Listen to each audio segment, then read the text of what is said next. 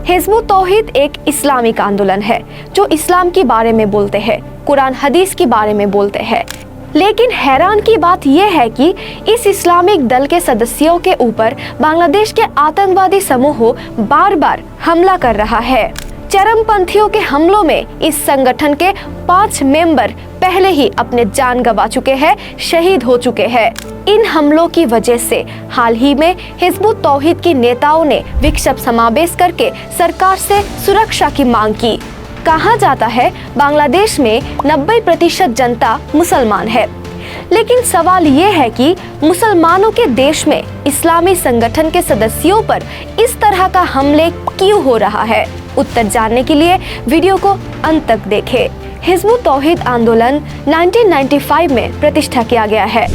मोहम्मद बायजिद खान पन्नी इस आंदोलन का फाउंडर है, जो बांग्लादेश के पन्नी जमींदार परिवार की उत्तराधिकारी है।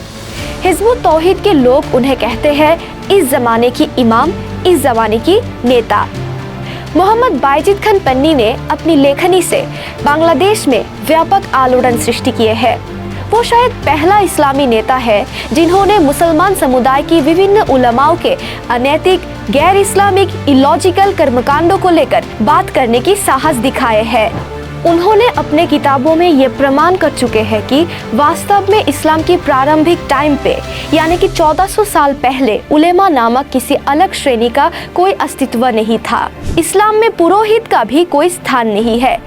इसके बारे में उन्होंने अपनी किताबों में बताए हैं।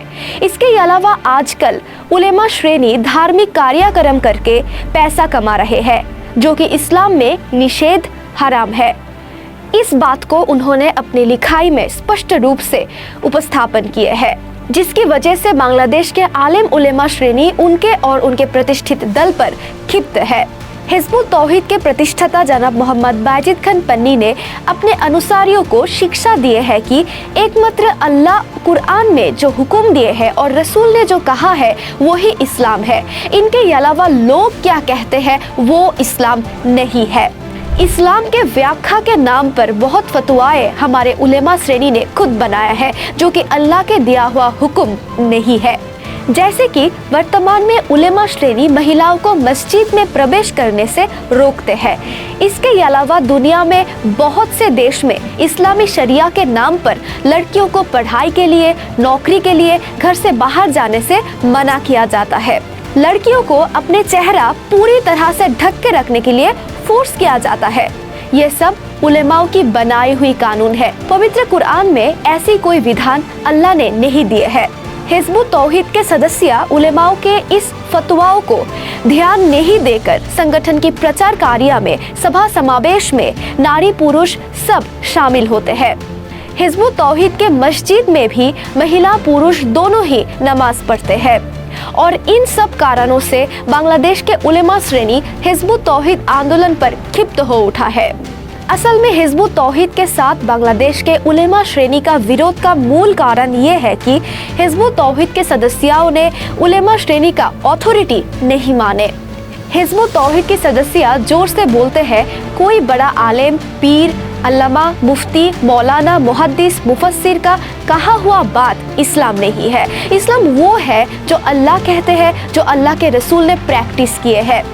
हिज़्बुत तौहीद चाहते हैं अल्लाह के कुरान और रसूल अल्लाह की सुन्ना के मुताबिक इस्लाम का प्रैक्टिस करे और किसी को इस्लाम का अथॉरिटी मानने के लिए राजी नहीं है हिज़्बुत तौहीद के सदस्य, और इसीलिए बांग्लादेश के उलेमा श्रेणी उन्हें थ्रेट समझ रहा है।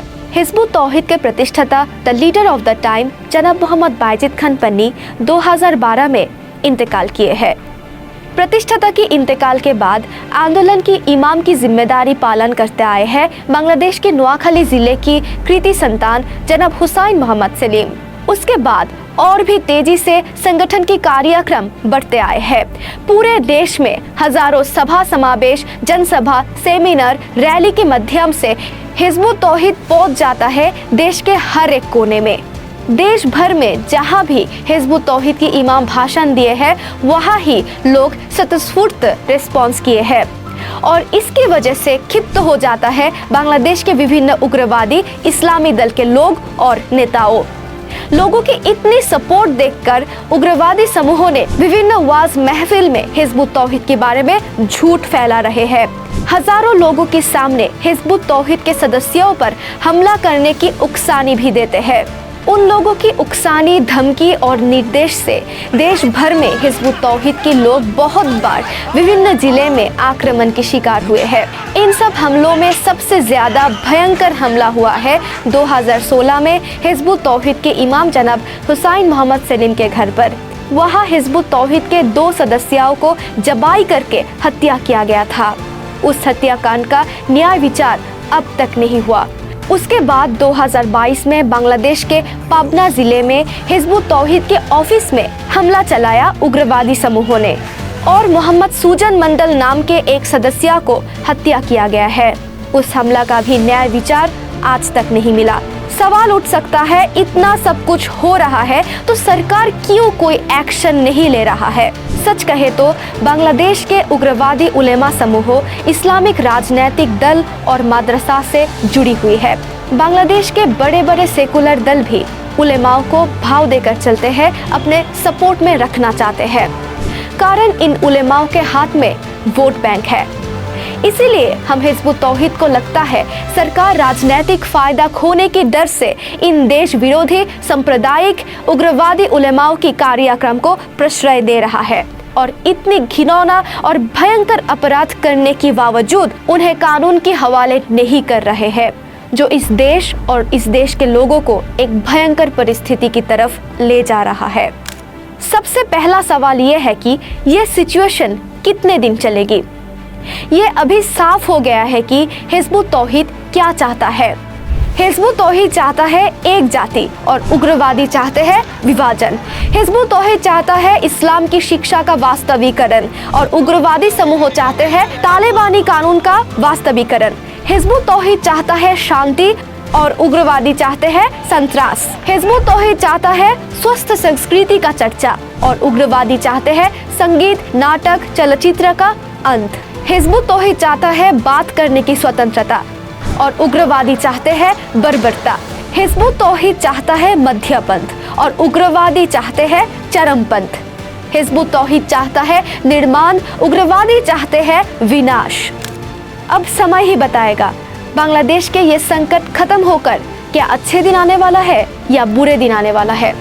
क्या बांग्लादेश उग्रवादी समूहों के सामने सरेंडर करेगा या इस देश विरोधी चरमपंथियों के धमकियों को भाव ना देकर शांति की मशाल लेकर मानव जाति को रास्ता दिखाने के लिए आगे जाएगा?